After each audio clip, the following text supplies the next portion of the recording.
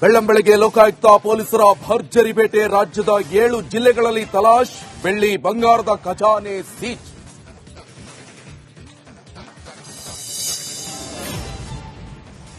I don't want already Karnataka has committed on our stand. First, we want to protect our language. That is our intention. I don't want already. Tamil Nadu ಬಳಿಕ ಕರ್ನಾಟಕದಲ್ಲೂ ಭಾಷಾ ಸಮರ. ಕನ್ನಡ ಭಾಷೆ ಪರ ಕಾಂಗ್ರೆಸ್ ನಿಲುವು ನಿಶ್ಚಿತ. ನಮಗೆ ಕನ್ನಡವೇ ಮೊದಲು ಎಂದ ಡಿಕೆ ಶಿವಕುಮಾರ್.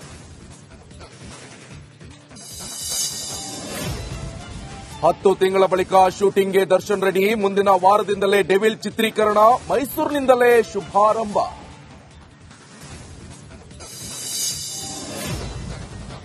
ವಿಸಿ ಚಾನೆಲ್ ದುರಂತದ ಬೆನ್ನಲ್ಲೇ ಅಲರ್ಟ್. ಕಾಲುವೆಗೆ ಗೋಡೆ ನಿರ್ಮಿಸಿದ ಆಫೀಸರ್ಸ್. ಇದು ರಿಪಬ್ಲಿಕ್ ಕನ್ನಡದ ಬಿಗ್ ಇಂಪ್ಯಾಕ್ಟ್.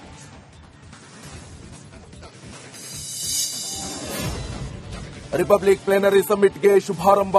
ಕಾಶಿ ಕಾರಿಡಾರ್ ಮಾಡಿದ್ದಕ್ಕೆ ನಮೋಗೆ ಗುರುದೇವ ಧನ್ಯವಾದ. ರಾತ್ರಿ ಸಮ್ಮಿಟ್ನಲ್ಲಿ ನರೇಂದ್ರ ಮೋದಿ ಭಾಗಿ.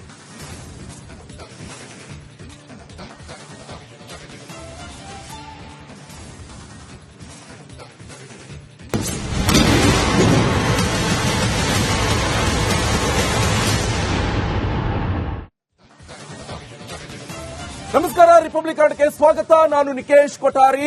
ಲೋಕಾಯುಕ್ತ ಅಧಿಕಾರಿಗಳು ಇವತ್ತು ಫುಲ್ ಆಕ್ಟಿವ್ ಆಗಿದ್ದಾರೆ. 7 ಜಿಲ್ಲೆಗಳಲ್ಲಿ 20ಕ್ಕೂ ಅಧಿಕ ಅಧಿಕಾರಿಗಳು ಇವತ್ತು ದಾಳಿಯನ್ನು ನಡೆಸಿದ್ದಾರೆ. ಸಾಕಷ್ಟು ಭ್ರಷ್ಟ ಅಧಿಕಾರಿಗಳು ಕೂಡ ಸಿಕ್ಕಾಕೊಂಡಿದ್ದಾರೆ. ಅಧಿಕಾರಿ ಮನೆಯಲ್ಲಿ ಚಿನ್ನ, ಬೆಳ್ಳಿ, ಖಜಾನೆ. ರಾಜ್ಯ ಹೆದ್ದಾರಿ ಪ್ರಾಧಿಕಾರದ ಅಧಿಕಾರಿ ಜಗನ್ನಾಥ್ ಮನೆಯಲ್ಲಿ ಹೇಳೋದೇ ಬೇಡ.